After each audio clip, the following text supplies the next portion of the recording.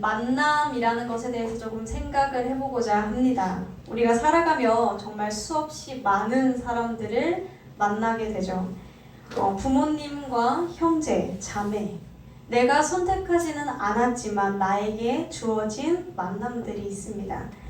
우리가 이들에 따라서 나는 참 덕이 많고 난 참 좋은 인생이야 라고 할 수도 있고, 내 팔자는 왜 이렇게 꼬였어? 라고 생각할 수도 있는 것 같습니다. 또 내가 선택하는 만남도 있죠. 우리는 정말 많은 사람들을 스쳐 지나가듯 이렇게 만나게 되는데, 그 중에서 나의 인생에 정말 중요할 일만큼 큰 비중을 차지하는 사람은 그렇게 많지 않습니다. 우리가 한번 떠올려 볼까요? 나의 인생 속에 정말 수없이 많은 사람들을 만나고 스쳐 지나가는데, 내 인생에 정말 중요한 사람은 몇 명이나 떠오르시나요? 보통 5명 하면 많은 거래요. 그러니까 이제 뭐 중고등학생 학창 시절 때면 막 얘도 우리 반 친구들 다 좋고요, 뭐 선생님 누구누구도 뭐 이러는데, 점점 나이가 들수록 그 숫자가 적어져서 친구는 3명이면 많은 거래요. 그리고 나에게 소중한 사람 하면 5명 하면은 참 그 인생 괜찮다라고 여길 정도라고 해요.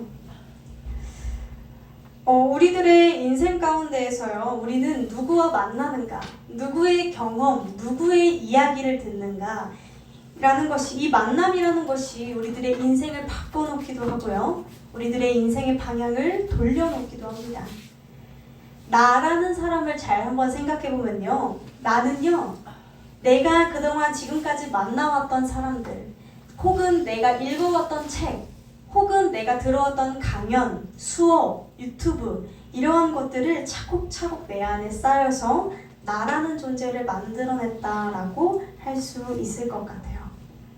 그런 면에서 보게 되면 삶은, 참된 삶은 만남이구나 라고도 생각해 볼 수 있을 것 같습니다. 그래서 지금 여기 계신 분들이 한 사람 한 사람 만나는 게 참 중요한 거예요. 우리가 오늘 이렇게 만나고 하는 것이, 인연을 맺어가는 것이, 이야기를 쌓아가는 것이 참 중요합니다. 오늘 우리가 이 만남 속에서요, 오늘 우리가 함께 이 말씀을 묵상하면서 내 안에 방향을 바꿔놓고 방향을 돌려놓는 아주 작은 변화가 우리 안에 있기를 간절히 소망합니다. 오늘 본문 말씀을 보게 되면요, 모세가 하나님을 만나는 사건을 기록한 내용입니다. 출애굽기 2장에, 우리가 읽은 부분은 출애굽기 3장이죠. 출애굽기 2장에서는요, 모세의 인생, 모세가 하나님을 만나기 이전까지의 인생을 간략하게 요약합니다. 모세가 하나님을 만난 나이가 몇 살 정도 됐을 것 같으세요? 정확하셨습니다. 80세 정도 됐어요. 자, 그러면 2장의 내용은 몇 살부터 몇 살까지예요? 뭐 태어났을 때부터 80세까지겠죠? 맞아요. 80세까지의 내용을 2장의 한 장에 이렇게 요약해서 싹 넣어놓고 그 이후에 기록을 하고 있어요. 제가 오늘은 조금 모세라는 사람에 대해서 조금 이야기를 하려고 해요. 모세라는 사람, 그 모세, 이 두 글자라는 이름 속에 그의 길고도 험하고도 수없이 많은 이야기들이 들어있습니다. 자, 이제 들을 준비 되셨나요? 아이가 태어난다라는 건 축복이죠. 그쵸? 아이가 태어난다라는 건 정말 축복이에요. 자, 그런데 모세가 태어난 시대는요, 아이가 태어나면 축복받을 수 있는 시대가 아니었어요. 아이가 태어나면 가정에 근심이 가득했어요. 왜 그랬냐면 모세는 이스라엘 사람이었거든요. 그런데 이 이스라엘이 이스라엘 땅에서 살고 있는 게 아니라 옆에 있는 이집트라는 나라에 얹혀 살고 있었어요. 자, 그런데 이집트 입장에서 봤을 때 이스라엘 사람들이 자식을 너무 많이 낳는 거예요. 남자 자식들이 너무 많이 생기니까 이집트의 왕이 생각을 합니다. 이러다가 이게 우리나라인데 이스라엘 사람들이 너무 많아져서 얘네들이 우리를 칠 수도 있겠다. 위협을 느낀 거예요. 그래서 이 이집트 왕이 명령을 합니다. 이스라엘 사람들 중에 남자아이를 낳거든 다 죽여버려라. 어마무시한 명령을 내립니다. 그래서 모세가 태어난 이 시대는요, 남자아이가 태어나면 태어나자마자 죽였어야만 했어요. 정말 불운한 상황 가운데에서 모세가 태어나죠. 모세의 엄마 이름 혹시 아시나요? 우리가 잘 모르는데 찬양 때문에 아마 요게벳, 우리가 그래서 요게벳의 노래라는 찬양이 좀 유명합니다. 그 작곡가분이 누구시지? 어쨌든 유명해요. 그분이 아마 그걸로 생계 유지가 가능하실 겁니다.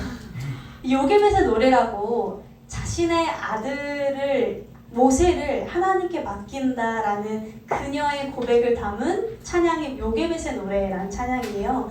자, 그런데 이 요게벳이 모세라는 남자아이를 낳고서 한 근심이었어요. 자, 그런데 참 다행히도 모세는 살았을까요? 죽었을까요? 네, 살았어요. 이거는 어려운 질문은 아니죠? 살았어요. 근데 모세는요, 혼자 힘으로 산 건 아니에요. 모세의 이름의 뜻은 건져 올려지다 라는 이름의 뜻을 가지고 있는데요. 그의 이름처럼 그의 인생은 늘 누군가의 도움을 받고 위기들을 넘겨서 잘 살아갔어요. 엄마의 노력이 있었고요.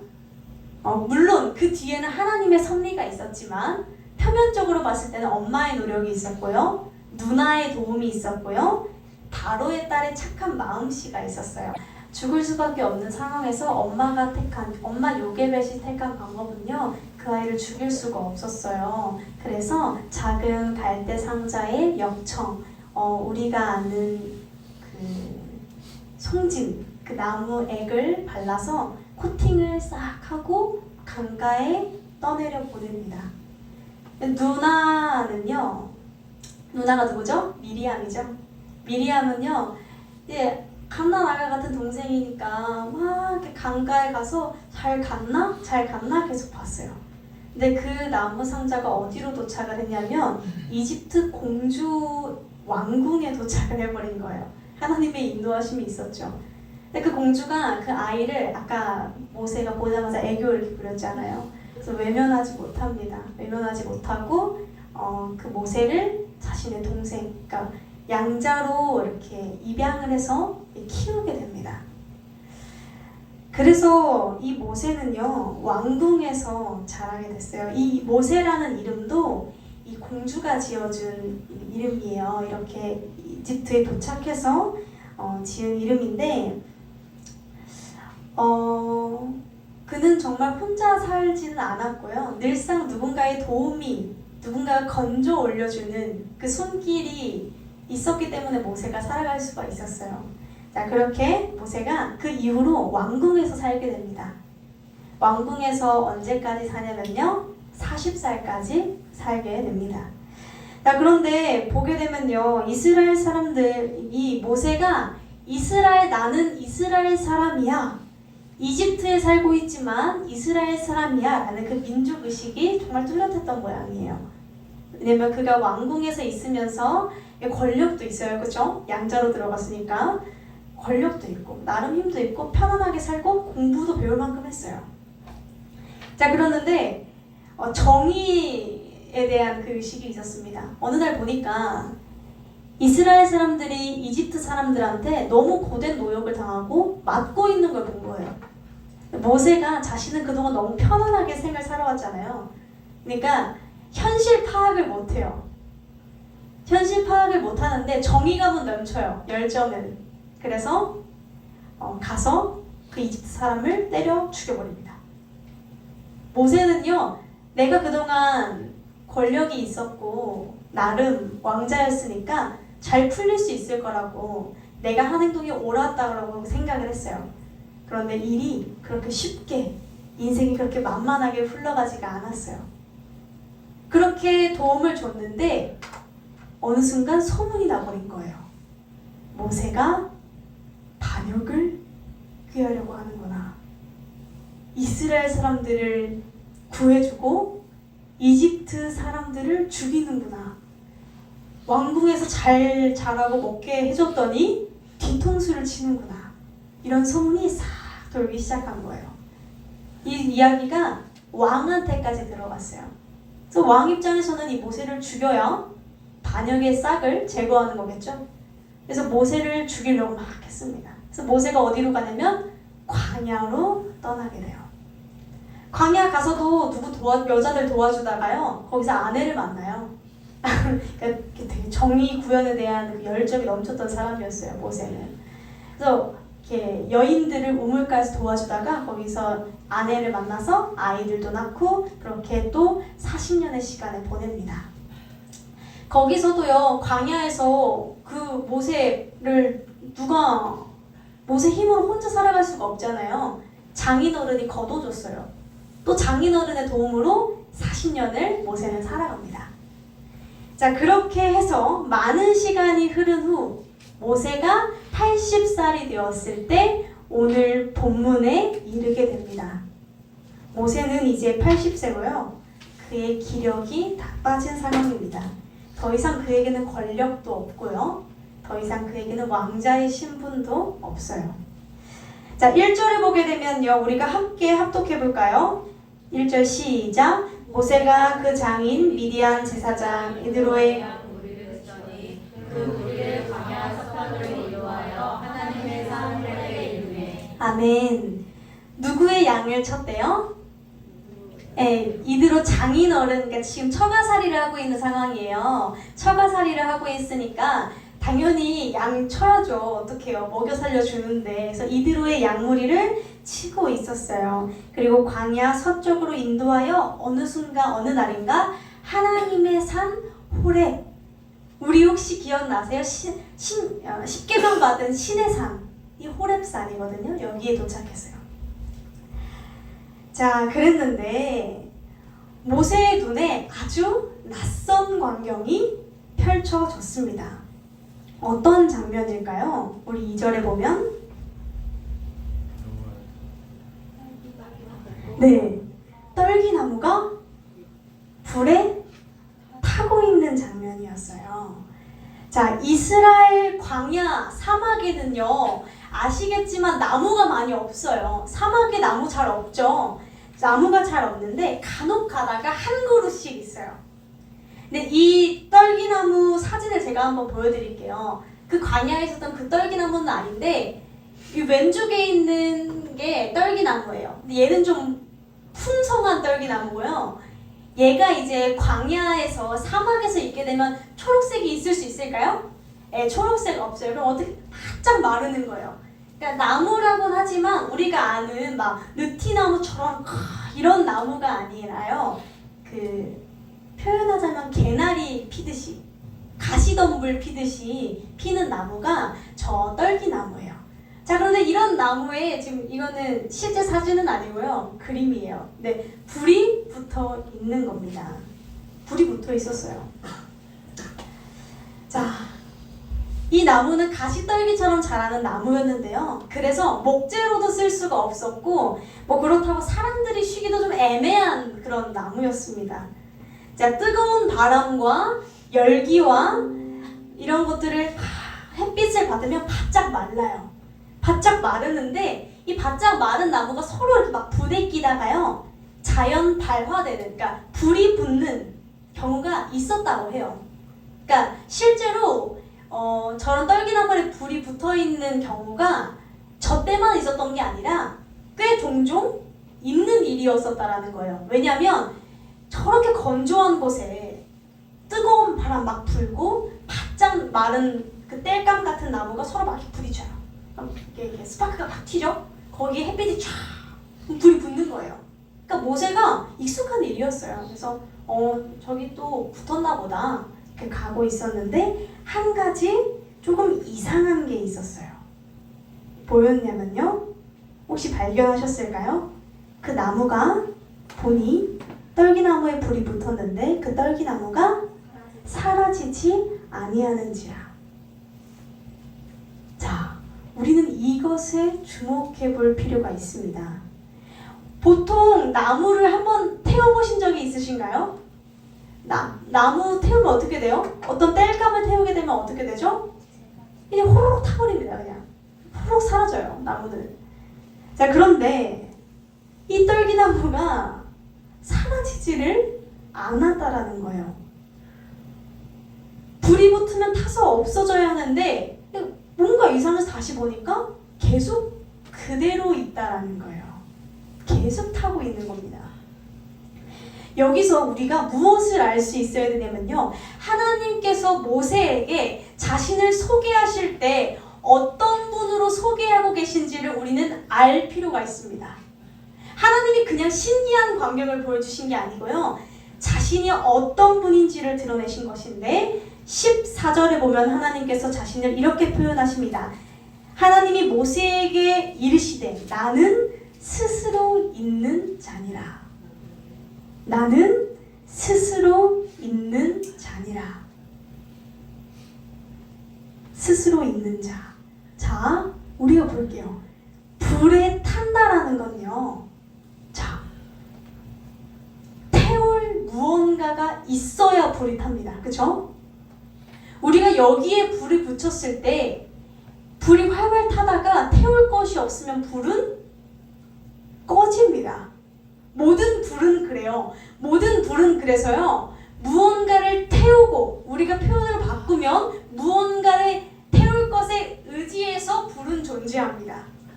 그런데 지금 하나님께서 모세에게 보여주신 불은 땔감에 의지하지 않고 그 무언가에서도 의지하지 않고 나는 스스로 있는 자, 나는 처음과 끝인 자, 이 사실을 알려주시고자 하셨다라는 거예요. 하나님이라는 존재는 그런 분이었다라는 거예요. 모세의 인생이 그동안은요, 평생을 누군가를 의지하고 살아왔어요. 엄마를 의지했고, 누나를 의지했고, 왕궁을 의지했고, 권력을 의지했고, 장인 이드로를 의지하고 살아왔던 그의 모든 인생의 끝자락에서 하나님께서 모세에게 보여주셨던 것은 나는 스스로 있는 자야. 나는 창조주 하나님이야. 나는 시간과 공간과 이 물질 밖에 거하는 존재야. 유일한 창조주야. 라고 스스로를 나타내셨다라는 겁니다. 우리는 이것이 얼마나 놀라운 사실인지를 알아야 합니다. 우리는 이것이 얼마나 감격스러운 하나님이 스스로를 자기를 소개하신 방법인지를 알아야만 합니다. 우리가 찬양을 할 때 그 지난주에 했던 찬양 중에 시간을 뚫고라는 찬양이 있었습니다. 그죠? 시간을 뚫고. 시간을 뚫고라는 가사가 저는 너무나 인상 깊다라고 생각해요. 왜냐하면 하나님은요, 이 기독교라는 종교는요, 다른 사색 종교와는 달라요. 주술신과는 달라요. 하나님이라는 그 존재가 인간의 역사 속에 우리 여기 앉아있는 나연 성도님의 인생의 스토리 속에 개입하시는 하나님이거든요. 그렇게 흘러가시는 하나님이에요. 자, 그런데 그 하나님이 시간 밖에 거하세요. 시간과 공간과 물질 밖에 거하시는 하나님이 우리 때문에 자신이 창조한 시간과 공간 안으로 뛰어 들어오셨다라는 거예요. 이런 종교는 세상에 없습니다.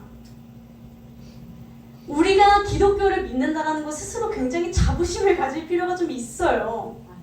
이 얼마나 이런 거요. 제가 예를 들어 빵을 굽고 있어요. 빵을 이렇게 밀가루를 반죽해서 빵을 굽고 있는데 제가 이 빵 반죽이 된 거랑 똑같다라는, 그러니까 제가 붕어빵을 만들고 있는데 제가 그 붕어빵이 된 거랑 똑같은 얘기라니까요. 그러니까 말이 안 되는 얘기라는 거예요. 말이 안 되는 얘기예요. 제가 예전에 한번 그런 설명 드렸던 적이 있는데, 그 아이클레이 점토, 흰색 점토로, 예를 들어 제가 이제 예를 들어 이건 그러니까 저와 마음 맞는 세 명의 동역자가 우리 아름다운 우리 아이클레이로 뭔가를 만들어보자 해서 흰색 점토로 사람을 이렇게 만들고 이 사람들이 있어야 될 공간도 만들고 이 사람이 살아갈 시간도 만들고 뭐 거기에 동물도 쌓고 다 이렇게 만들었어요. 자, 만들었어요. 사람은 흰색 점토로 만들었어요. 자, 흰색 점토로 만들었는데 이 흰색 점토를 만든 인형이라 부를까요? 누구라 부를까요? 레고라 부를까요? 이 점토들이 자기들끼리 막 세상을 탁탁탁탁 만든 거예요. 그래서 우리 세 명이서 보면서 참 예쁘다, 아름답다 이렇게 얘기를 했는데 이 세 점토들이 어느 순간 자기 안에 죄가 들어오기 시작하더니 만든 민예지 갖다 버리고 우리끼리 세상을 만들자 라고 이야기를 하기 시작하는 거예요. 민예지 있어? 그게 뭔데? 이 만든 사람으로 보기엔 되게 건방지고 모르는 거지? 이렇게 눌러버리면 어깨질 건데? 라는 생각이 들겠죠. 자, 그런데 흰색 점토로 우리가 표현을 했는데 죄라는 건요 아주 작은 검정색 점토가 흰색에 섞인 거라는 거예요. 죄라는 건요 무언가 행동을 내가 살인을 저질러서가 아니라 죄가 인간 안에 들어왔다라는 건요 하얀색 아이클레이에 검정 색깔 요만한 아이클레이가 점토가 쓱 들어갔다라는 거예요. 혹시 섞어보신 분들이 있나요? 절대로 흰색이 나오지 않아요. 겉에서 보면요 아무리 연해도 다 알거든요. 그러니까 만든 제 입장에서는 아는 거예요. 아 이거 색깔 바랬네? 색깔이 변했네? 아는 거예요. 그런데 기이한 일이 일어났어요. 제가 이 점토를 너무 사랑하는 거예요. 너무 예쁘게 잘 만들었어요. 내가 만들었지만 너무 잘 만든 거예요. 그래서 세 명이 논의를 하다가 야 우리 셋 중에 한 명이 이 점토가 되어가지고 여기 있는 검정색들 다 빼오자 이렇게 얘기해서 흰색 점토로 내려가가지고 검정색 점토를 다 이렇게 빼워서 나온 작업이 예수님이 하신 일이라는 거예요. 그러니까 우리가 이렇게 생각해보면 사실상 말이 안 되는 이야기라는 거거든요. 스스로 있는 자라는 그 하나님은요 창조주 하나님이시라는 그 하나님은요 우리는 매 순간 누군가에게 기대어 의지해 살아갈 수밖에 없는 제한적이고 한계가 있는 존재인데 그 하나님은 나는 너와는 다른 존재야. 너가 의지해야 할 대상이 너희들끼리가 사실은 아니고 가장 먼저 나야. 그 존재를 드러내신 이야기라는 거예요. 그리고 그 하나님께서 모세를 부르기 시작하십니다. 모세야, 모세야 두 번을 부르십니다. 그가 대답하죠. 내가 여기 있나이다. 이름을 부르셨다라는 것에 의미가 있습니다. 우리가 이 성경을 뭐라 부르죠? 오늘 읽은 여기를 네, 출애굽기라고 부릅니다.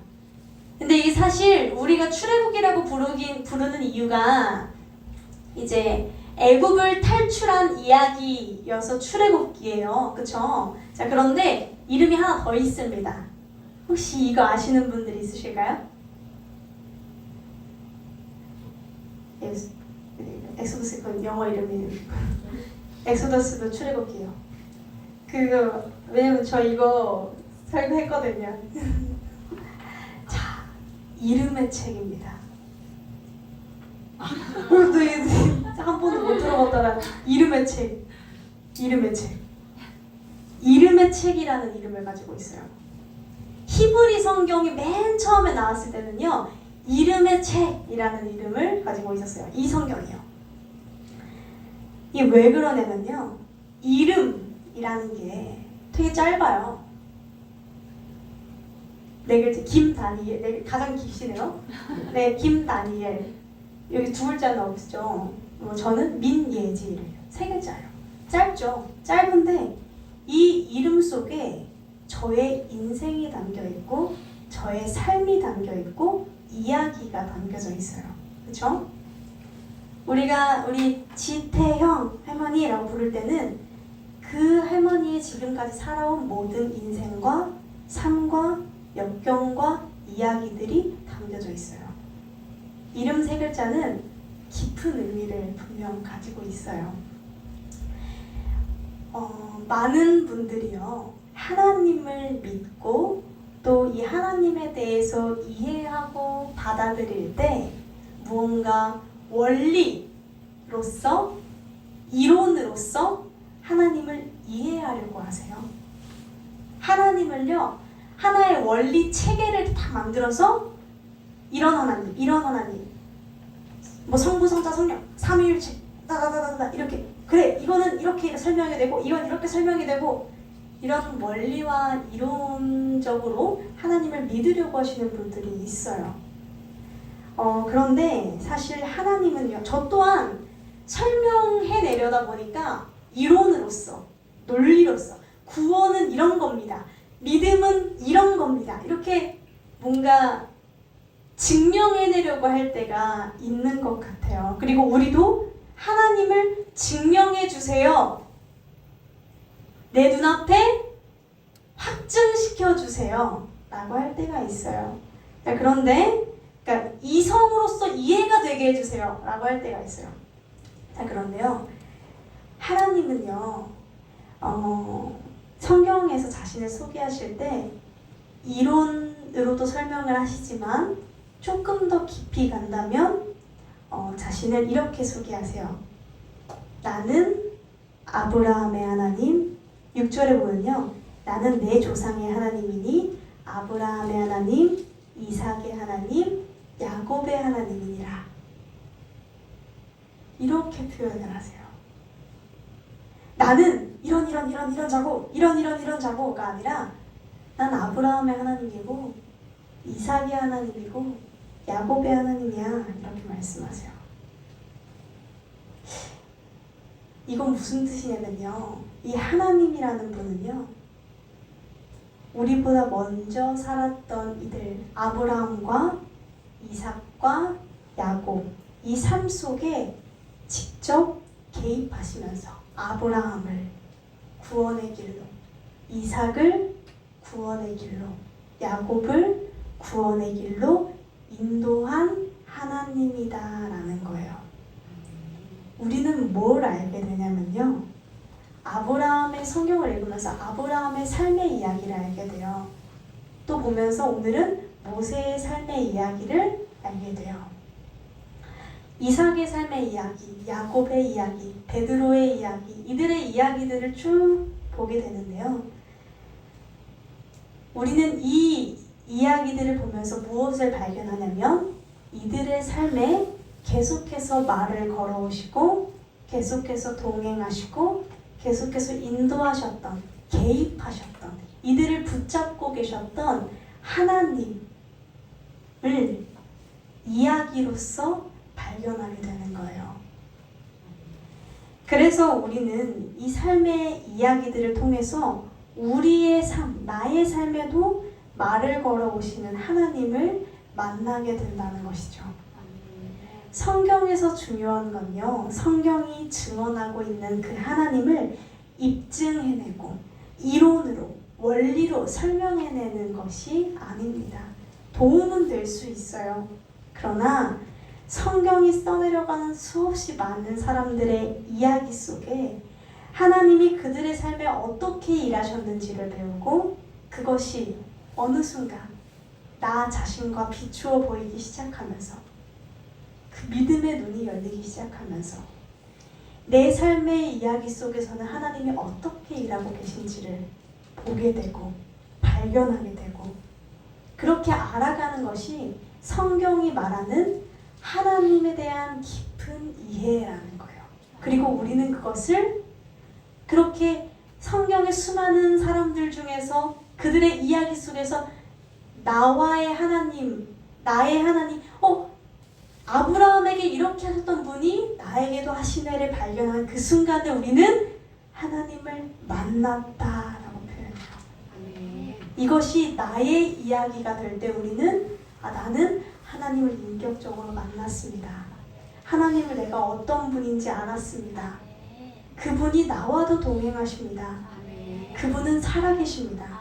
이렇게 고백할 수 있게 된다는 것이죠. 하나님은 어떤 일을 하셨는가? 이스라엘 백성들이 광야에서 떠들고 있을 때 그들과 함께 해주셨습니다. 그냥 옆에 있어주는 게 아니라 밥도 주고 물도 주고 재울 공간도 주고 추우면 불기둥으로 막아주고 별의별 거 다 해줬어요. 하나님이. 그리고 지켜주셨고 고통스러울 때 살아갈 길을 열어주셨습니다. 그럼 이스라엘 백성들은 뭐 했어요? 아무것도 안 하고 퍼질러 잤나요? 아니요.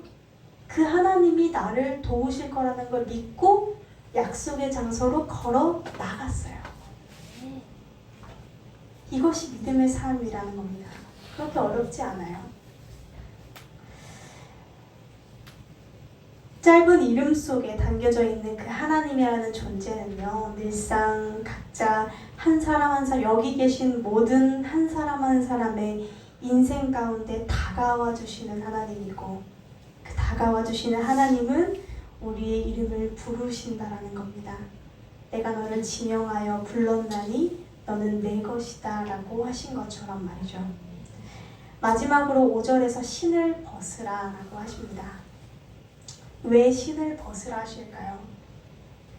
그동안 모세가 스스로 나라고 생각해왔던 것, 자신의 편견, 자신의 방식, 이러한 모든 것들을 내려놓으라는 겁니다. 이게 기독교는 아니고 유대교에 되게 웃긴 전승이 하나 있는데, 느부갓네살 왕이 하나님을 알게 되고 나서 그 하나님을 예배하려고 그랬대요. 그래서 전승이가 진짜인지 아닌지 저도 몰라요. 근데 다들 그냥 전승은 그냥 교훈 담고 있는 거 아시죠? 그래서 그랬대요.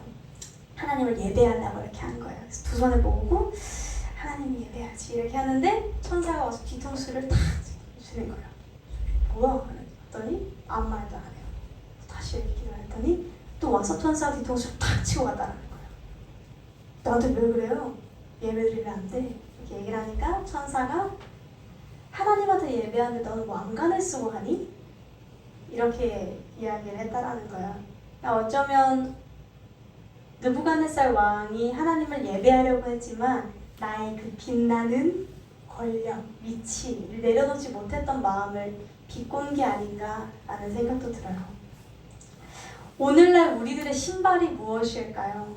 우리들은요, 우리들의 삶이 불안하기 때문에 나를 보호해줄 수많은 신발들을 여러 겹 겹쳐 신고 있어요. 우리가 하나님을 사랑한다라는 건요, 한순간에 되지 않아요. 물론 첫눈에 반할 수는 있어요. 우리가 혹시 연애를 해보셨을까요? 우리 사랑을 해보셨나요? 우리가 사랑이란 걸 해보면 말이에요. 제가 한참 어린데 사랑 맨날 이렇게 얘기해요. 그러니까 사랑이라는 걸 하면요, 우리가 상대방을 친구도 좋아해도 가족을 사랑해도 사랑이라는 다 모든 사랑이잖아요. 사랑을 하게 되면요, 처음에 그 사람을 좋아하게 되는 포인트가 있어요. 예를 들어 얼굴이 너무 내 스타일이에요. 너무 마음에 드는 거예요. 이 사람을 첫눈에 뿅 반했어요. 자, 그러면 그 사람을 위해 뭐든 다 할 수 있을 것 같아요. 왜냐면 우리들의 몸에서 도파민과 호르몬이 막 뿜어져 나오면서 저 사람 위해 모든 게 막 될 것 같거든요. 다 그래요. 자, 눈에 뿅 갔어요. 근데 우리는 그것을 사랑이라고, 온전한 사랑이라 할 수 있을까요? 그럴 수는 없을 것 같아요. 왜죠? 아직 그 상대를 다 알지 못하기 때문일 거예요. 그래서 그 둘이 마음이 합하면 함께 걸어가는 연애와 결혼의 과정을 거쳐요. 그렇죠? 또 연애 얘기가 됐네요. 자, 그 과정 속에 이 사람이 정말 못된 부분들이 보이기 시작해요. 약 2년 콩깍지가 떨어져가는 그 시점에서 상대방의 단점이 보이기 시작해요. 꼴보기 싫어 죽겠고 마음에 안 들어 죽겠어요. 자, 그러면 우리는 갖다 버리나요? 뭐 그럴 수도 있겠죠. 하지만 그런 건 사랑이라고 할 수는 없을 것 같아요. 왜냐하면 모든 사람은 잘난 점과 못난 점이 있기 때문이에요. 우리가 결혼을 하게 되는, 제가 이제 어디서 강연을 들었는데, 결혼할 상대방을 찾는 방법은 그렇대요. 물론 연애를 하고 있다는 전제예요. 연애를 할 때 상대방의 단점이 눈에 확 보인대요. 근데 그걸 내가 품어야겠다는 마음이 든대요. 결혼해야 된대요, 그러면요. 자, 사랑은요, 과정이에요. 늘상 과정일 수밖에 없어요. 길을 걸어가면서요, 처음에는 좋아하는 좋은 부분에서 한 포인트에서 시작했지만 알아가면서 단점도 부족한 부분도 품어가면서 그 사람을 있는 그대로로 바라보기 시작해요. 막 포장하고 막 첫 데이트 때 막 치마 이렇게 입고 막 멋있게 막 왁스 바르고 그랬던 그 모습 말고요. 꾀죄죄하고 꼬질꼬질한 그 모습도 그냥 이 사람이라는 이유만으로 용납하고 포용하게 돼요. 그것이 긴 세월이 지나고 노부부들이 이렇게 그래 내가 저 영감탱이랑 살고는 있지만 이렇게 되는 것처럼 말이죠.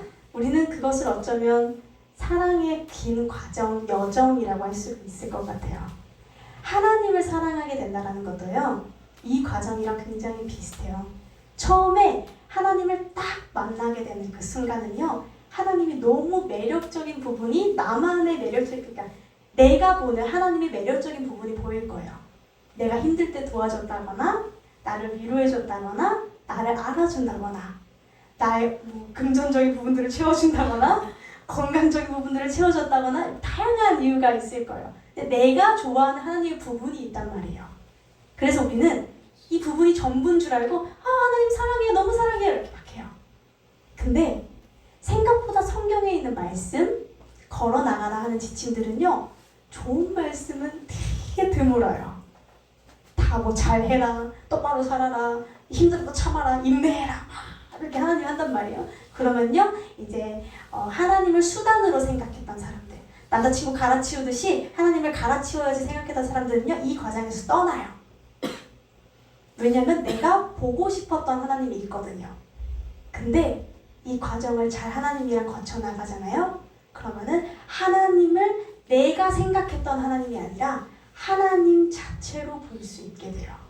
그게 긴 과정을 거쳐서 어느 순간 내가 좋아하는 그 하나님을 찾는 게 아니라 하나님이 찾으시는 그 모습에 내가 맞춰야 하는 거구나. 그 은혜가 너무 넘쳐서 그렇게 살아갈 수밖에 없는 거구나 라는 그 사랑의 진실된 고백을 하게 돼요. 긴 시간이 흘렀을 때요. 그래서 우리가 일단 첫 만남이 중요할 것 같아요. 그리고 이 첫 만남이 있으신 분들은요, 계속 하나님과 부대끼면서 알아가는 과정도 너무 중요할 것 같아요. 사랑하는 성도 여러분, 우리는 그래서 굳건히 내 신발들을 계속 벗어야 됩니다. 모세는 하나님과의 만남이라는 것 이후로 변화가 생겼어요. 이 변화를 품고 걸어 나가게 됐어요. 우리가 때때로 하나님과 함께 걸어 나가는 걸음들은요, 무겁고 벅찰 수 있어요. 그러나 나를 부르시는 그 하나님을 기억하면서 내 하나님 여기 있습니다.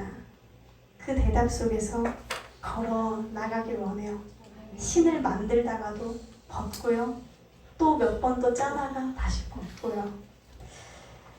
그렇게 그분이 나를 부르시고 함께 하심을 붙잡고 우리가 그 먼 여정을, 사랑의 여정을 떠나보게 되기를 간절히 소망합니다. 기도하겠습니다.